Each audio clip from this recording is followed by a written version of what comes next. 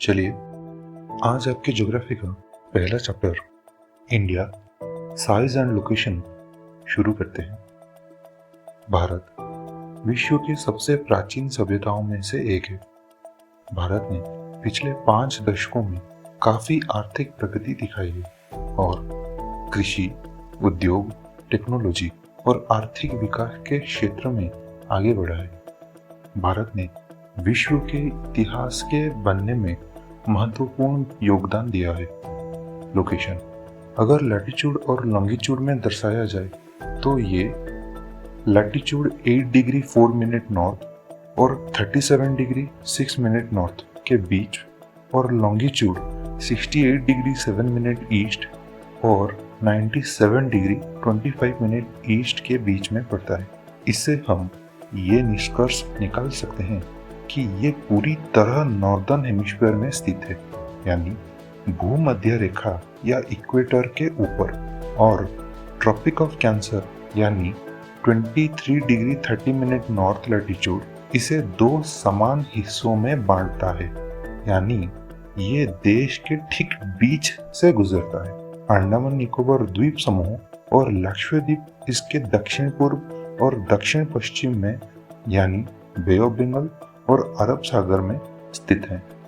Size या आकार भारत का कुल क्षेत्रफल या टोटल एरिया 3.28 मिलियन किलोमीटर वर्ग या स्क्वायर किलोमीटर है, जो कि पृथ्वी की कुल भौगोलिक क्षेत्र या ज्योग्राफिकल एरिया का 2.4% है, जिसके कारण इसे पृथ्वी की 7वां सबसे बड़ा देश माना जाता है।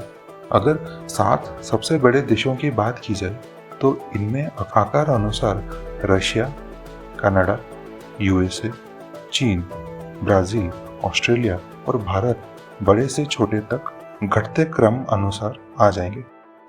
दक्षिण में भारत हिंद महासागर से घिरा है, जो दक्षिण पश्चिम में अरब सागर और दक्षिण पूर्व में बे ऑफ बंगाल में विभाजित होता है। उत्तर में हिमालय पूर्व से पश्चिम की ओर फैला हुआ है। हालांकि भारत के पूर्व से पश्चिम की दूरी इसके उत्तर से दक्षिण की दूरी से छोटा प्रतीत होता है। ये दोनों दूरियां समान ही है, जिन्हें अगर लैटिट्यूड और लॉन्गिट्यूड की मदद से नापा जाए तो दोनों 30 डिग्री की दूरी दर्शाते हैं।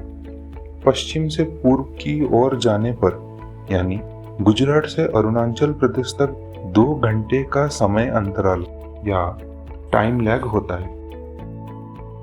इस समस्या का समाधान करने के लिए स्टैंडर्ड मेरिडियन यानी 82 डिग्री 30 मिनट ईस्ट के अनुसार एक ही समय को संपूर्ण भारत का समय माना जाता है। अब सवाल ये उठता है कि आखिर 82 डिग्री 30 मिनट ईस्ट को ही भारत का स्टैंडर्ड मेरिडियन क्यों माना गया? अगर सीधी भाषा में इसका उत्तर दिया जाए तो ये इसलिए हुआ क्योंकि भारत के बीच में से गुजरता है ये, जिसके कारण से ये दोनों हिस्सों के समय के अंतराल को समान रूप में समाधान करता है। भारत और दुनिया पूर्व और पश्चिम एशिया के बीच भारत का केंद्रीय स्थान है। ये एशिया महाद्वीप के दक्षिणी किनारे पर स्थित है। डेक्कन पेनिनसुला हिंद महासागर में फैला हुआ है, जो भारत को एक रणनीतिक स्थान प्रदान करता है। इसके पश्चिमी किनारे से पश्चिम एशिया, अफ्रीका और यूरोप के बीच और पूर्वी किनारे से दक्षिण पूर्व और पूर्वी एशिया के बीच घनिष्ठ संबंध स्थापित कराने में मदद करता है। हिंद महासागर का नाम भारत के नाम पर रखा गया है क्योंकि किसी भी अन्य देश से भारत की तट रेखा अधिक लंबी है। सुएज कैनाल के खुलने के कारण भारत और यूरोप की पानी के माध्यम से दूरी 7000 किलोमीटर कम हो गई है। भारत के स्थल मार्ग समुद्री मार्गों से भी पुराने हैं। इसमें उत्तर के पहाड़ों के विभिन्न पास शामिल हैं। इन्हें तब से इस्तेमाल किया जा रहा है जब महासागरों के कारण व्यवसाय संभव नहीं हो पाता था। रामायण, उपनिषद और महाभारत जैसे साहित्य और मसाले जैसी वस्तुएं इन मार्गों से दुनिया के कई हिस्सों में पहुंचते थे। दूसरी ओर पश्चिमी संस्कृति जैसे ग्रीक की कलाकृतियां और गुंबद या डोम आकृति की इमारतें हमारे इतिहास को प्रभावित किया है।